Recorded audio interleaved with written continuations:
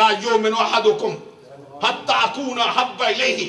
من والدہ وولدہ والناس اجمعین لا یؤمن عبد حتی اکون احب الیہ من اہلہ ومالہ والناس اجمعین لا یؤمن عبد حتی اکون احب الیہ من نفسہ۔ سرکار دو جہاں صلی اللہ علیہ وسلم نے فرمایا کوئی بندہ اس وقت تک ایماندار نہیں کہلا سکتا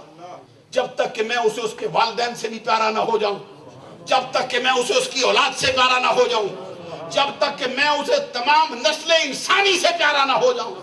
دوسری حدیث میں فرمایا کوئی بندہ اس وقت تک ایماندار نہیں کہلا سکتا جب تک کہ میں اسے اس کے گھر والوں سے پیارا نہ ہو جاؤں، اس کے اہل و عیال سے پیارا نہ ہو جاؤں، اس کے مال و دولت سے پیارا نہ ہو جاؤں، اس کے بال بچوں سے پیارا نہ ہو جاؤں، اس کے عزیز و اقارب سے پیارا نہ ہو جاؤں، اور ساری نسل انسانی سے پیارا نہ ہو جاؤں۔ تیسری حدیث جو میں نے پڑھی اس کا مفہوم بھی سنو۔ آقا کونین صلی اللہ علیہ وسلم نے فرمایا کوئی بندہ اس وقت تک ایماندار نہیں کہلا سکتا جب تک کہ میں اسے اس کی جان سے بھی پیارا نہ ہو جاؤں۔ جو ان کے سبحان اللہ کہہ رہے ہیں یہ سارا لانے والی بات، جب تک میں جان سے پیارا نہ، اور صرف یہ مجھے تجھے خطاب نہیں، صحیح بخاری میں جلد دوم میں صفحہ نمبر 928 پر کتاب الایمان والنذور میں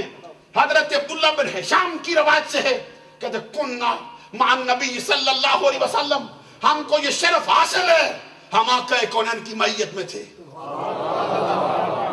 کبھی تصور تو کرنا تو اپنے پیر کی صحبت میں بیٹھے ساری زندگی جامع میں پھولا نہیں سماتا، اس صحابی کے مرتبے کا کیا حال ہے جو محمد عربی کی صحبت میں بیٹھنے والا چاہتا۔ وہ کہتے ہم کو تو یہ شرف حاصل ہے کہ ہم سرکار کی معیت میں تھے، لیکن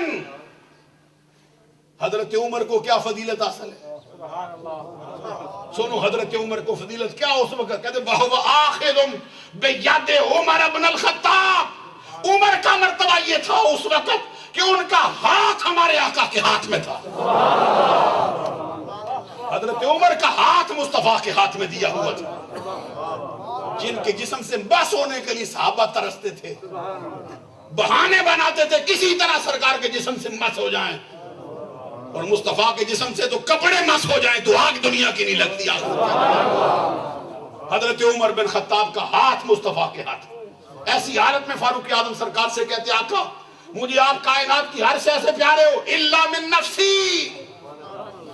سوائے میری جان کے۔ اس وقت حضرت عمر نے کہا نا سوائے میری جان کے، تو آقا کونین صلی اللہ علیہ وسلم کے گل قدس کی پتیوں کو حرکت ہوئے، رحمتوں کے پھول برسائے،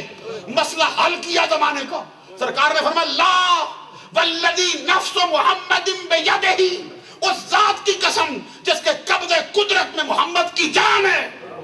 عمر جب تک میں تجھے تیری جان سے پیارا نہ ہوا تو ایماندار نہیں کہلا سکتا۔ جن کو مانگ کے لیا ہے رب سے، جن کے قبول اسلام پر فرشتے مبارکبادیاں دینے آئے، جو اسلام کی عزت اور شوکت کا سبب بن جائے، اس عمر سے بھی فرمایا تو مومن نہیں کہلائے گا جب تک میں تجھے تیری جان سے پیارا نہ ہوا۔ پھر عمر نے کیا کہا ہوگا؟ حضرت عمر بن خطاب نے کہا یہ ایک جان آقا سینکڑوں جانے ہو تیرے قدموں پہ نثار کر، سب کو چھوڑ کے آیا بیٹھا ہوا۔